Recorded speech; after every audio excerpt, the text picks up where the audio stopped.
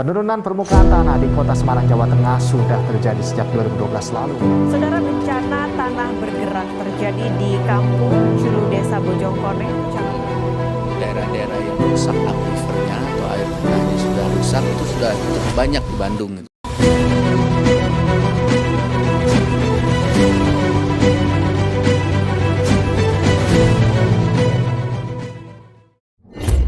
Definisi dan klasifikasi bencana. Land subsidence adalah penurunan muka tanah yang diukur dari suatu datum geodesi. Land subsidence juga dapat dikategorikan sebagai bencana klimatologis, dikarenakan dengan adanya kenaikan suhu akibat cuaca ekstrim menyebabkan volume air laut naik dan daratan yang terkena land subsidence mengalami penurunan pada muka tanahnya. Ditinjau dari penyebabnya, bencana alam dibagi menjadi 3 jenis, yaitu bencana alam geologis, klimatologis, dan ekstraterestrial. Bencana alam geologis adalah bencana alam yang disebabkan oleh gaya-gaya yang berasal dari dalam bumi, sedangkan bencana alam klimatologis adalah bencana alam yang disebabkan oleh perubahan iklim, suhu, atau cuaca. Kedua bencana alam inilah yang sering berdampak terhadap manusia. Salah satu contohnya adalah penurunan muka tanah atau land subsidence. Land subsidence dapat dikategorikan sebagai bencana klimatologis dikarenakan adanya kenaikan suhu akibat cuaca ekstrim yang menyebabkan volume air laut naik dan daratan yang terkena land subsidence mengalami penurunan pada muka tanahnya.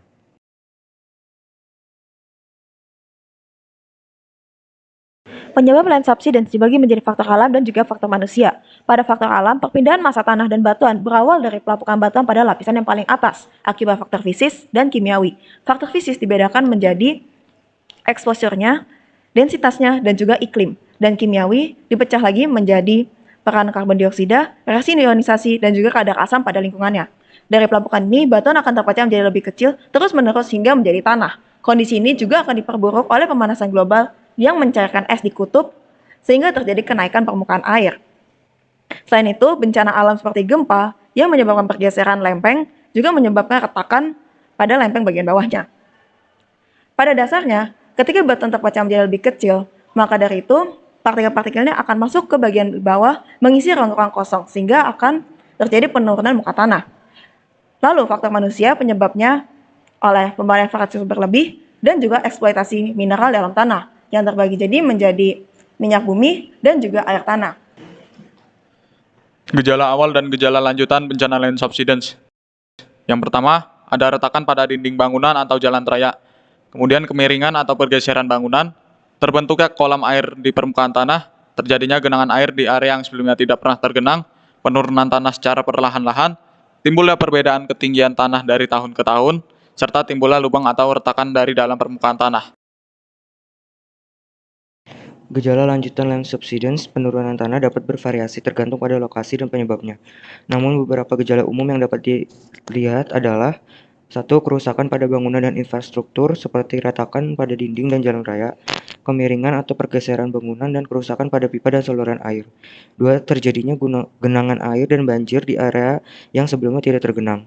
3. Penurunan permukaan tanah secara perlahan-lahan yang dapat meningkatkan risiko banjir. Dampak dari bencana land subsidence. Banyaknya bencana alam yang terjadi di Indonesia berikan dampak dan pengaruh terhadap kualitas penduduk yang dapat dirasakan secara langsung maupun tidak langsung. Yang pertama adalah kerusakan pada infrastruktur, yang kedua ada kerusakan pada pipa dan fasilitas industri, yang ketiga ada gangguan pada operasional, yang keempat ada resiko kebocoran, yang kelima ada biaya perbaikan tinggi, yang keenam ada gangguan sosial, dan yang terakhir ada ancaman keselamatan. Selanjutnya ada peran FITB dalam mengatasi bencana.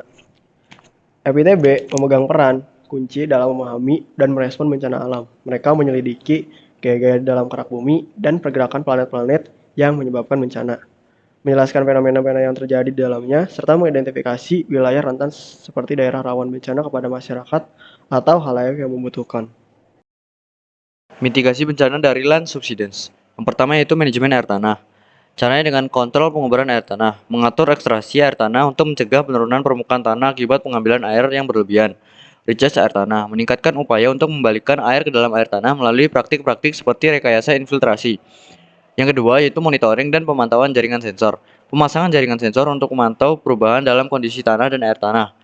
Sistem peringatan dini berdasarkan data pemantauan yang dapat memberikan informasi tentang potensi risiko land subsidence. Yang ketiga yaitu pemetaan risiko dan perencanaan tata ruang. Identifikasi dan pemetaan daerah rawan. Mengidentifikasi daerah-daerah yang rentan terhadap land subsidence. Zonasi dan pengukuran penggunaan lahan. Menetapkan zona-zona rawan dan mengatur penggunaan lahan dengan memperhitungkan risiko land subsidence. Yang keempat yaitu pengelolaan tata ruang dan infrastruktur. Pengurangan beban struktural, menilai dan memodifikasi beban struktural di atas tanah untuk mengurangi risiko penurunan tanah.